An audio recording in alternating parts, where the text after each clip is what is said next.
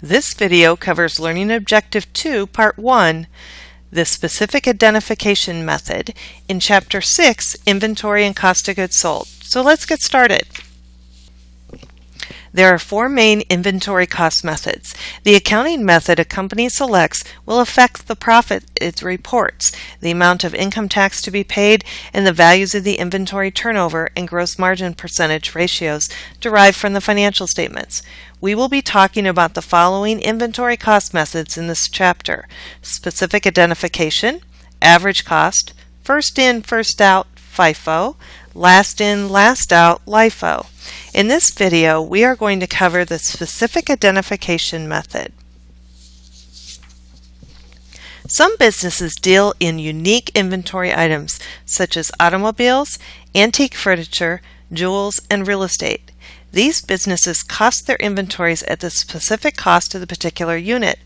For instance, a Toyota dealer may have two vehicles in the showroom, a stripped-down model that costs the dealer $19,000 and a loaded model that costs the dealer $30,000.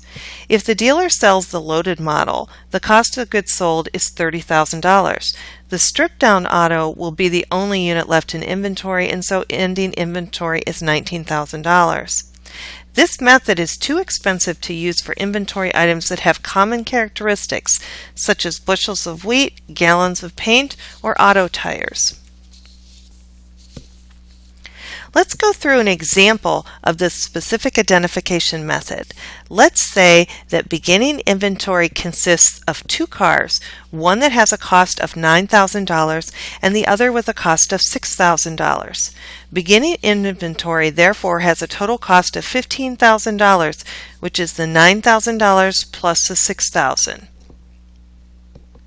Note that we are talking in this chapter about the cost of inventory, not the selling price unless otherwise stated. Then the dealer purchases one more car for a cost of $8,000. The total cost of goods available for sale at this dealership is $23,000, which is the cost of the beginning inventory plus the purchases.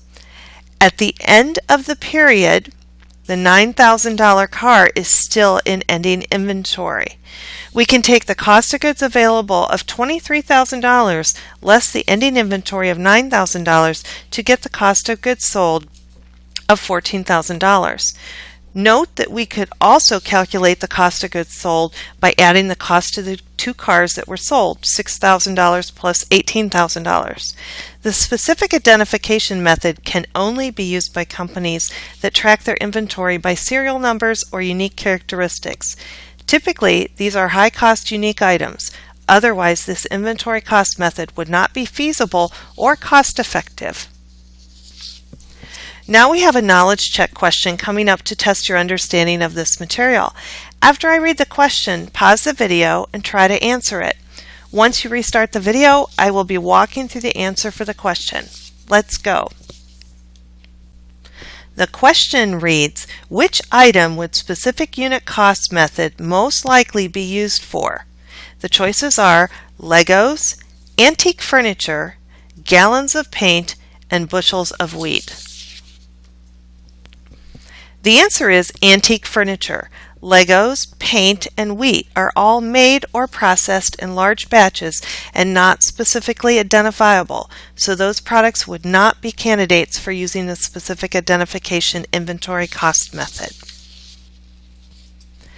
That concludes our review of the specific identification method. Thanks for watching.